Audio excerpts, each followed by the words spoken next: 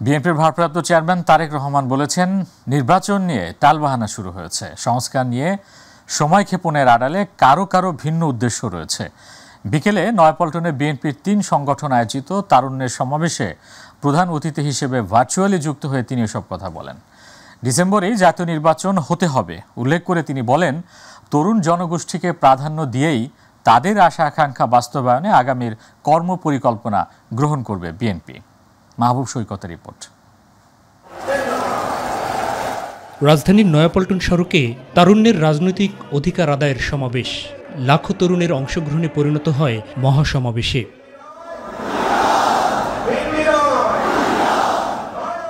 যুক্তরাজ্য থেকে ভার্চুয়াল মাধ্যমে যুক্ত হয়ে দেশ এগিয়ে নিতে নির্বাচিত সরকারের কোনো বিকল্প নেই মন্তব্য করে আগামী জাতীয় নির্বাচনের জন্য দৃশ্যমান পদক্ষেপ গ্রহণের আহ্বান জানান বিএনপির ভারপ্রাপ্ত চেয়ারম্যান। আমরা ফ্যাসিবাদ মুক্ত বাংলাদেশে জনগণের সরাসরি ভোটে, জনগণের কাছে জবাবদিহিমূলক, জনগণের কাছে দায়বদ্ধ একটি সরকার দ্রুত দেখতে চায়। অন্তর্বর্তীকালীন সরকারের প্রতি আহ্বান, আগামী ডিসেম্বরের মধ্যেই জাতীয় নির্বাচন অনুষ্ঠিত হতে হবে। সংস্কারের বক্তব্যের আড়ালে কারো কারো ভিন্ন উদ্দেশ্য রয়েছে বলেও সংশয় প্রকাশ করেন বিএনপির ভারপ্রাপ্ত চেয়ারম্যান। কথিত অল্প সংস্কার আর বেশি সংস্কারের অভিনব শর্তের আবর্তে ঘুরপাক খাচ্ছে আগামী জাতীয় নির্বাচনের ভবিষ্যৎ। এরই ভিতরে জনগণ বিশ্বাস করতে শুরু করেছে সংস্কার নিয়ে সময় ক্ষেপণের আড়ালে অন্তর্বর্তীকালীন সরকারের ভেতরে এবং বাইরে কারো কারো মনে হয় কিছু ভিন্ন উদ্দেশ্য রয়েছে। জনগণের আস্থা নষ্ট হয় এমন কোনো কাজ থেকে বিরত থাকতে অন্তর্বর্তী সরকারকে পরামর্শ দেন বিএনপির শীর্ষ এই নেতা। নিরপেক্ষতা এবং বিশ্বাসযোগ্যতাই কিন্তু অন্তর্বর্তীকালীন সরকারের প্রধান পুঁজি। গণতান্ত্রিকামী জনগণ এবং গণতন্ত্রের পক্ষের রাজনৈতিক দলগুলোকে দয়া করে প্রতিপক্ষ বানাবেন না। যদি আপনাদের কেউ রাষ্ট্র পরিচালনায় থাকতে চায় তাহলে সরকার থেকে পদত্যাগ করে জনগণের কাতারে আসুন। অন্তর্বর্তী সরকার প্রকৌশলী ইসরাক হোসেনকে ঢাকা দক্ষিণের মেয়র হিসেবে শপথ না পড়িয়ে আদালতের রায়ের প্রতি অবজ্ঞা করেছে বলেও অভিযোগ করেন তিনি। আমরা দেখেছি আদালতের রায়ের প্রতি সম্মান না দেখিয়ে যারা ইসরাক হোসেনকে ঢাকা দক্ষিণের মেয়রের দায়িত্ব গ্রহণে বাধা সৃষ্টি করেছে, সেই স্বৈরাচারের সেই একই যে ঘটনা সেটির পুনরাবৃত্তি আমরা দেখতে পাচ্ছি। বিএনপি রাষ্ট্র পরিচালনার দায়িত্ব পেলে দেশকে কল্যাণমূলক রাষ্ট্র বানাতে সকল সেক্টরকে ঢেলে সাজানো হবে বলেও জানান তিনি। জনগণের রায় বিএনপি রাষ্ট্র পরিচালনার দায়িত্ব পেলে সরকার গঠন করার প্রথম দিন থেকেই বিভিন্ন সেক্টর ভিত্তিক কর্মসংস্থান সৃষ্টির পরিকল্পনা বাস্তবায়ন হবে। তরুণ সমাজকে গড়ে তোলার মাধ্যমেই দেশকে এগিয়ে নিয়ে যাওয়ার কথাও তুলে ধরেন বিএনপির শীর্ষ এই নেতা। প্রবীণের প্রজ্ঞা, পরামর্শ আর তারুণ্যের শক্তিতেই ইনশাল্লাহ নির্মিত হবে ৭১ থেকে ২৪ পর্যন্ত লাখো শহীদের আকাঙ্ক্ষার সেই প্রত্যাশিত বাংলাদেশ। সবার আগে দেশ, তাই দেশের প্রশ্নে আপোষহীন থাকার কথাও জানান তারেক রহমান। দিল্লি নয়, পিন্ডি নয়, নয় অন্য কোন দেশ, সবার আগে বাংলাদেশ। মাহবুব সৈকত, মাই টিভি, ঢাকা। আর কোনো ফ্যাসিবাদের উত্থান যাতে না ঘটে তাই দ্রুত জাতীয় সংসদ নির্বাচন দেওয়ার দাবি জানিয়েছেন বিএনপি নেতারা। তারা বলেন, সংস্কারের নামে নির্বাচন নিয়ে টালবাহানা করলে জনগণ তা মেনে নেবে না। নয়াপল্টনে তারুণ্যের সমাবেশে বিএনপি নেতারা এসব কথা বলেন। হাসান বিশ্বাসের ক্যামেরায় ইউসুফ আলী রিপোর্ট। নয়াপল্টনে বিএনপির কেন্দ্রীয় কার্যালয়ের সামনে ঢাকা, ফরিদপুর, ময়মনসিংহ ও সিলেট বিভাগীয় তারুণ্যের সমাবেশের আয়োজন করে জাতীয়তাবাদী যুবদল, স্বেচ্ছাসেবক দল ও ছাত্রদল। সমাবেশে বিএনপি নেতারা বলেন, সংস্কার একটি চলমান প্রক্রিয়া যা কালের আবর্তে যুগ যুগ ধরে চলতে থাকবে। সংস্কারের কথা বলে নির্বাচনের রোডম্যাপ পিছানো যাওয়ার কোনো সুযোগ নাই। বিচারের কথা বলে রোডম্যাপ পিছানোর সুযোগ নাই। আমরা যেন সকলে ঐক্যবদ্ধ থাকি, গণতন্ত্রের পক্ষে সকল শক্তির মধ্যে দৃঢ় ইস্পাত রইল। আমরা সংকল্প তৈরি করি, ঐক্য তৈরি করি, বাংলাদেশের সামনে যাতে কোনোদিন আবার নব্য স্বৈরাচারের উৎপাদন না হয়, ফ্যাসিবাদের উৎপত্তি না হয়। সরকারের কতিপয় উপদেষ্টা নির্বাচনকে বিলম্বিত করার চেষ্টা করছে বলেও দাবি করেন তারা। কান খুলে শুনুন, যদি গুরুত্বপূর্ণ বিষয়ে, সংস্কারের বিষয়ে ঐক্যমত না হয়ে থাকে, সেই সংস্কার করবে বাংলাদেশের জনগণ। এই দেশের মানুষকে এই সরকার অবজ্ঞা করছে। এই সরকার একটি ঔপনিবেশিক সরকার। এই সরকারের মধ্যে যারা আছেন তাদের বেশিরভাগ, অর্থাৎ প্রায় 90% এই দেশের নাগরিক নয়। দেশে গণতন্ত্র পুনঃপ্রতিষ্ঠা করার জন্য এখন পর্যন্ত কোনো পদক্ষেপ নেয় নাই। জরুরি কয়েকটি সংস্কার সেরে নির্বাচনী রোডম্যাপ দেওয়ার দাবি জানান বিএনপির শীর্ষ নেতারা। যারা পতিত স্বৈরাচার ফ্যাসিবাদ, তারা দেশে বিদেশে নানা ষড়যন্ত্র করছে, নির্বাচনকে বিলম্বিত করার জন্য তারা ষড়যন্ত্র করছে। আমরা চাই নির্বাচন সংক্রান্ত সংস্কার অতি দ্রুত শেষ করে আগামী ডিসেম্বরের মধ্যে নির্বাচনের তারিখ ঘোষণা করা হোক। তাহলে বর্তমানে যে ষড়যন্ত্র চলছে তা এই জনগণই এই ষড়যন্ত্রকে মোকাবেলা করতে পারবে। একটি সুষ্ঠু নিরপেক্ষ নির্বাচন, যে নির্বাচন যত শীঘ্র সম্ভব দিতে হবে। এই সরকারকে উপলব্ধি করতে হবে আমরা তাদের সহযোগিতা করতে চাই। তারুণ্যের সমাবেশ হলো বিএনপির শীর্ষ নেতারা আগামী নির্বাচনকে প্রাধান্য দিয়েছেন। তাদের দাবি যত তাড়াতাড়ি নির্বাচন হবে তত তাড়াতাড়ি দেশ গণতন্ত্রের পথে অগ্রসর হবে। ইউসুফ আলী, মাই টিভি, ঢাকা। সম্পদের তথ্য গোপন ও জ্ঞাত আয় বহির্ভূত সম্পদ অর্জনের অভিযোগে দায়ের করা মামলায় বিএনপির ভারপ্রাপ্ত চেয়ারম্যান তারেক রহমানকে 9 বছরের সাজা থেকে এবং তার স্ত্রী জুবাইদা রহমানকে 3 বছরের সাজা থেকে খালাস দিয়েছেন হাইকোর্ট। সাজার বিরুদ্ধে জুবাইদা রহমানের দায়ের করা আপিলের শুনানি শেষে বিচারপতি মোহাম্মদ খসরুজ্জামানের একক হাইকোর্ট বেঞ্চ এ রায় ঘোষণা করেন। পরে আইনজীবীরা জানান রাজনৈতিক প্রতিহিংসা থেকেই এসব মামলা করা হয়েছিল। আতিকুর রহমান তিতাসের রিপোর্ট। জ্ঞাত আয় বহির্ভূত সম্পদ অর্জনের মামলায় বিএনপির ভারপ্রাপ্ত চেয়ারম্যান তারেক রহমানের স্ত্রী ডাক্তার জুবাইদা রহমানের 3 বছরের কারাদণ্ডাদেশের রায়ের বিরুদ্ধে আপিল আবেদন গ্রহণ করে তাকে দণ্ড থেকে খালাস দিয়েছেন হাইকোর্ট। একই সঙ্গে ওই আবেদনে মামলার 2 ধারায় তারেক রহমানকে 6 এবং 3 বছরের কারাদণ্ড থেকেও খালাস দেওয়া হয়েছে।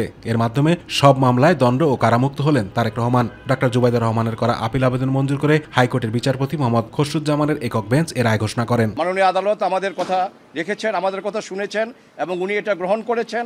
কাজী আল্লাহ রাব্বুল আলামিনের দরবারে লাখো কোটি শুকরিয়া। আমি এবং আমার ডিফেন্স টিম যারা আমার সাথে ছিল, আমরা এই মামলা যথাযথভাবে কোর্টে উপস্থাপন করতে পেরেছি এবং রায়ে নির্দোষ সাব্যস্তে বেগম জুবাইদা রহমান এবং ওনার স্বামী মিস্টার তারেক রহমান খালাস হয়েছেন। আমরা আল্লাহর দরবারে আবারও শুকরিয়া জানাই। সম্পদের তথ্য গোপন ও জ্ঞাত আয় বহির্ভূত সম্পদ অর্জনের অভিযোগে 2007 সালের 26 সেপ্টেম্বর তারেক রহমান ও জুবাইদা রহমান সহ 3 জনের বিরুদ্ধে রাজধানীর কাফরুল থানায় মামলাটি করে দুর্নীতি দমন কমিশন। পরের বছর তাদের বিরুদ্ধে আদালতে অভিযোগপত্র দেওয়া হয়।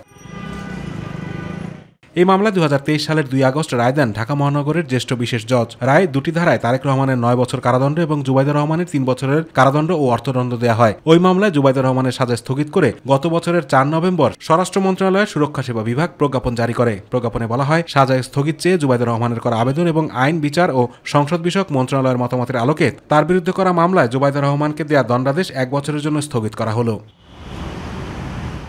আতিকুর রহমান তিতাস, মাই টিভি। দীর্ঘ 1 যুগেরও বেশি সময় কারাবাসের পর মুক্তি পেলেন জামাত নেতা এটিএম আজহারুল ইসলাম। সকালে কেরানীগঞ্জে অবস্থিত ঢাকা কেন্দ্রীয় কারাগারের আওতায় বাংলাদেশ মেডিকেল বিশ্ববিদ্যালয়ের প্রিজন সেল থেকে তিনি মুক্তি লাভ করেন। মুক্তির পর শাহবাগে তৈরি করা অস্থায়ী মঞ্চে দেওয়া হয় উষ্ণ অভ্যর্থনা। এ সময় এটিএম আজহার বলেন, অন্যায় ও রাজনৈতিক উদ্দেশ্য প্রণোদিত মামলায় তাকে মৃত্যুদণ্ড দেওয়া হয়েছিল। এস এম আরিফের রিপোর্ট।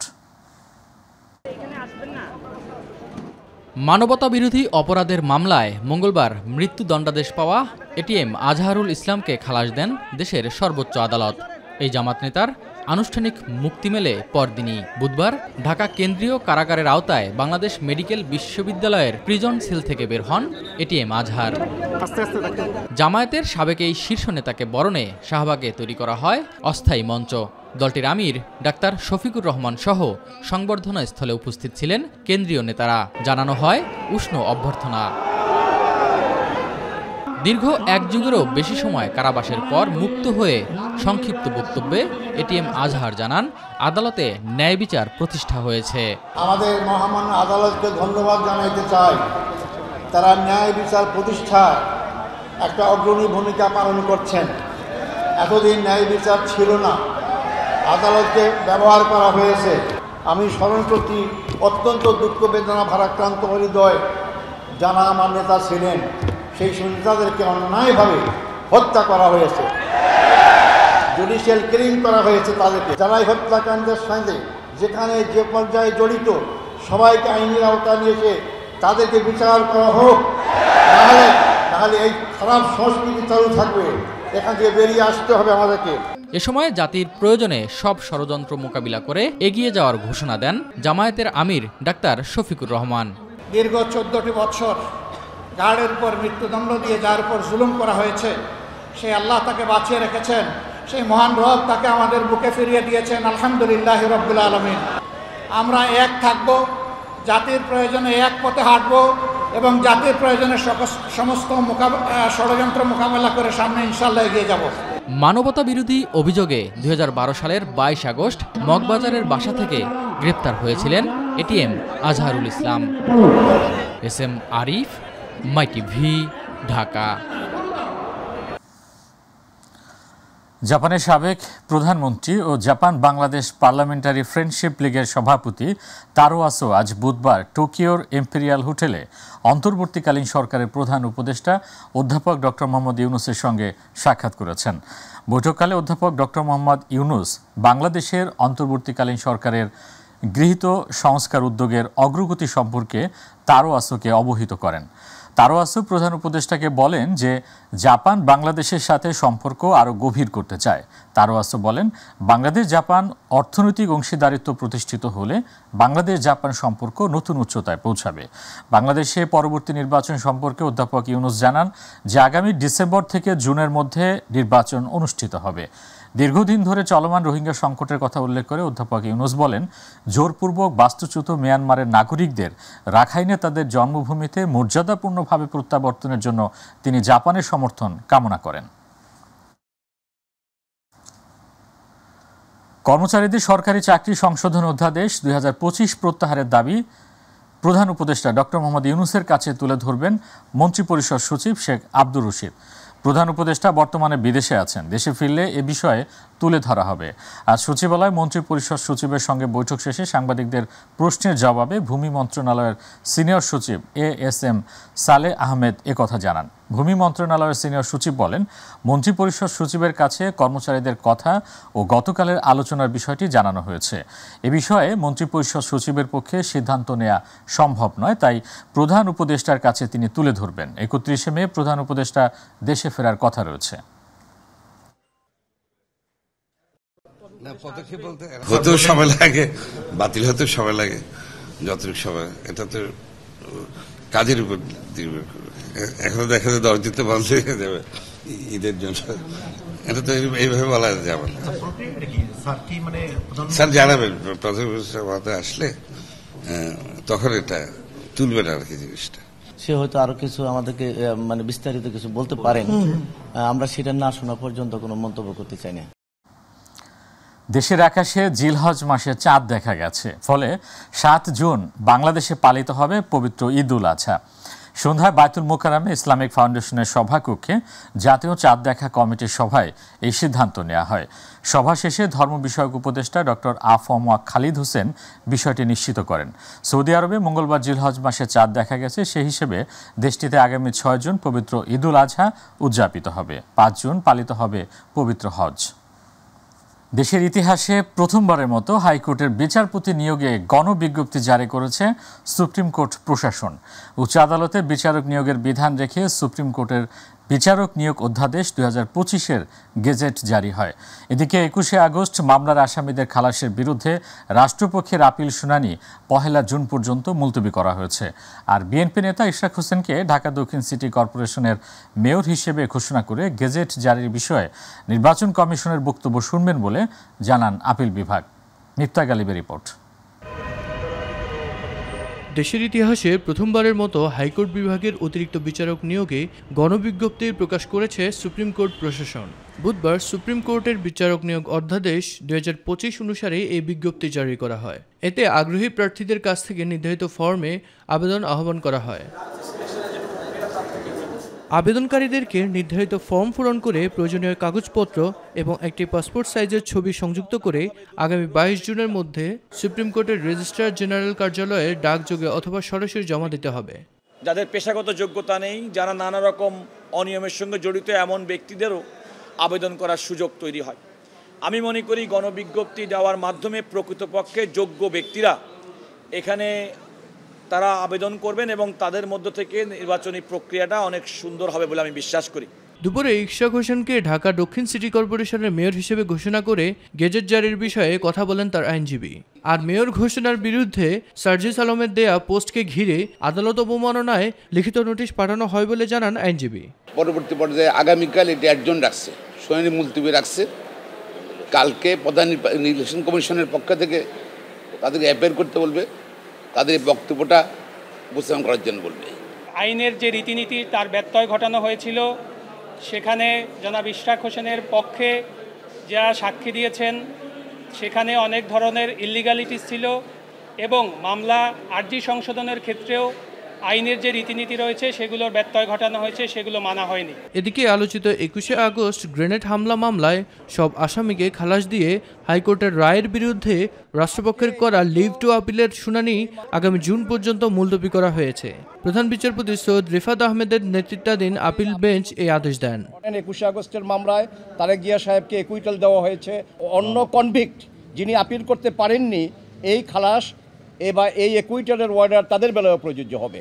মিফতা গালিব, মাই টিভি, ঢাকা। অপরাধের সঙ্গে জড়িত কাউকেই ছাড় দেওয়া হবে না বলে হুঁশিয়ারি দিয়েছেন স্বরাষ্ট্রমন্ত্রী অবসরপ্রাপ্ত লেফটেন্যান্ট জেনারেল জাহাঙ্গীর আলম চৌধুরী। রাজধানী ফার্মগেটে বাংলাদেশ কৃষি গবেষণা কাউন্সিলে আম রপ্তানির উদ্বোধনী অনুষ্ঠান শেষে সাংবাদিকদের সঙ্গে আলাপকালে একথা বলেন তিনি। রাজধানী সহ সারা দেশে আইনশৃঙ্খলা পরিস্থিতি আগের চেয়ে উন্নতি হয়েছে জানিয়ে তিনি বলেন, শীর্ষ সন্ত্রাসী সুব্রত বাইনকে ধরতে সময় লেগেছে, সব দুষ্কৃতিকারীকে আইনের আওতায় আনা হবে। এদিন সকালে আম রপ্তানি কার্যক্রম উদ্বোধন করেন উপদেষ্টা জাহাঙ্গীর আলম চৌধুরী।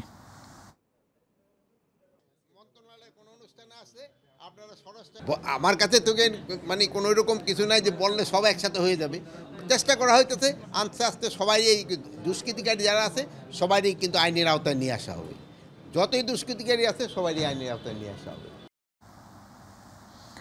জাতীয় নাগরিক পার্টির উত্তরাঞ্চলের সমন্বয়ক সার্জিস আলম বলেছেন, জনপ্রতিনিধি নির্বাচনের ক্ষেত্রে কোনো দল বা মার্কা কিংবা টাকা নয়, যাকে পাশে পাওয়া যায় তাকেই ভোট দিতে হবে। তিনি বলেন, মার্কা দেখে ভোট দিলে বাংলাদেশে খুব বেশি পরিবর্তন আনা সম্ভব নয়। সকালে দিনাজপুরে বিরল উপজেলায় এনসিপি আয়োজিত এক সমাবেশে তিনি এসব কথা বলেন। এ সময় তিনি আরও বলেন, যিনি সাধারণ মানুষের কথা ভাবে তাকেই আগামীর প্রতিনিধি নির্বাচিত করতে হবে। রাজনৈতিক দল দেখার দরকার নাই, মার্কা দেখার দরকার নাই। যেই মানুষটা ভালো, যেই মানুষটা টাকা ছাড়া আপনার কথা বলে, আপনার জন্য কাজ করে, তাদেরকে আগামীর বাংলাদেশে আপনাদের প্রতিনিধি নির্বাচিত করতে হবে। ময়মনসিংহের ঈশ্বরগঞ্জে বিআরটিসি বাসের সঙ্গে যাত্রীবাহী মাহেন্দ্রর মুখোমুখি সংঘর্ষে 3 জন নিহত হয়েছে। এ সময় আহত হয়েছেন আরও 6 জন। তাদেরকে উপজেলা স্বাস্থ্য কমপ্লেক্সে ভর্তি করা হয়েছে। সন্ধ্যা 6:30টার দিকে ঈশ্বরগঞ্জ পৌরসভার 2 নম্বর ওয়ার্ডের দত্তপাড়ায় ময়মনসিংহ কিশোরগঞ্জ মহাসড়কে এই দুর্ঘটনা ঘটে। তবে তাৎক্ষণিকভাবে আহতদের নাম পরিচয় জানা যায়নি। উপজেলা স্বাস্থ্য পরিবার পরিকল্পনা কর্মকর্তা ডাক্তার সাদিয়া তাসনিম মুনমুন বলেন, এই ঘটনায় উপজেলা স্বাস্থ্য কমপ্লেক্সে 6 জন ভর্তি হয়েছে। এর মধ্যে আশঙ্কাজনক অবস্থায় 2 জনকে ময়মনসিংহ মেডিকেল কলেজ হাসপাতালে রেফার করা হয়েছে। খাদ্য উপদেষ্টা আলী ইমাম মজুমদার বলেছেন, দেশে খাদ্য পরিস্থিতি অত্যন্ত সন্তোষজনক। আজকের দিনে খাদ্য মজুদ আছে 15 লক্ষ টন, যা গত বছরের চেয়ে 3 লক্ষ টন বেশি। এবার বোরো আবাদ যেমন হয়েছে আমনটাও যদি ভালো হয় তাহলে এবার বিদেশ থেকে চাল আমদানি করতে হবে না। দুপুরে ময়মনসিংহ বিভাগীয় কমিশনারের সম্মেলন কক্ষে জেলা ও আঞ্চলিক খাদ্য নিয়ন্ত্রকদের সাথে চলতি মৌসুমের বোরো সংগ্রহের লক্ষ্যমাত্রা অর্জন, মজুদ ও বিতরণ নিয়ে মতবিনিময় সভায় তিনি এসব কথা বলেন।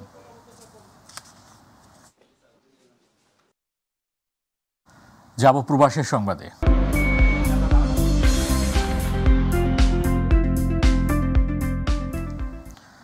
সৌদি আরবে আগামী 5 জুন পালিত হবে পবিত্র হজ ও 6 জুন পালিত হবে ঈদুল আজহা।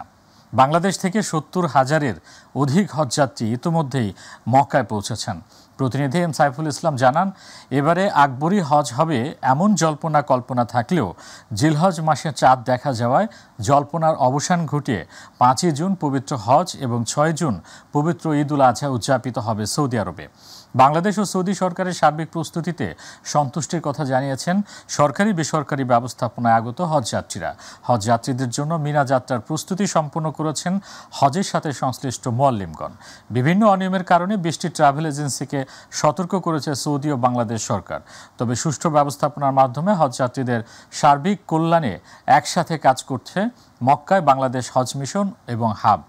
হাজিদেরকে যে সমস্ত দিক নির্দেশনা দেওয়া হবে ওই দিক নির্দেশনা মেনেই হাজিরা সুষ্ঠুভাবে আশা রাখি হজ সুসম্পন্ন করতে পারবে। যৌথভাবে এবারের হজ ব্যবস্থাপনা বিগত দিনের থেকে অনেক সুন্দর হজ ব্যবস্থাপনা হয়েছে।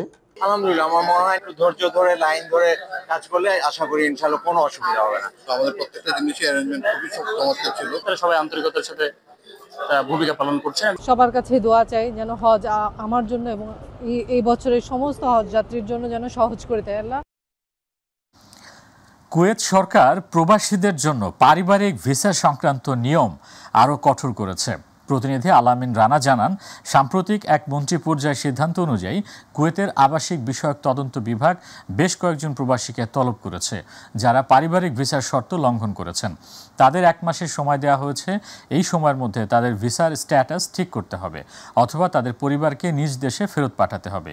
এই পদক্ষেপ মূলত সেই সব প্রবাসীদের উদ্দেশ্যে যারা শুরুতে 800 কুয়েতের দিনার বা তার বেশি বেতনের শর্ত পূরণ করে স্ত্রী ও সন্তানদের কুয়েতে এনেছিলেন, কিন্তু পরবর্তীতে চাকরি পরিবর্তন বা বেতন কমে যাওয়ায় তারা আর ভিসার মূল শর্ত পূরণ করছেন না, অথচ শুরুতে তাদের আবেদন বৈধ ওয়ার্ক পারমিট ও বেতন দেখিয়ে অনুমোদন করা হয়েছিল। তবে 5 বছরের নিচে শিশু অথবা কুয়েতে জন্ম নেওয়া সন্তানদের ক্ষেত্রে কিছু ব্যতিক্রমী ছাড় দেওয়া হতে পারে রেসিডেন্সি অ্যাফেয়ার্সের মহাপরিচালকের বিবেচনায়।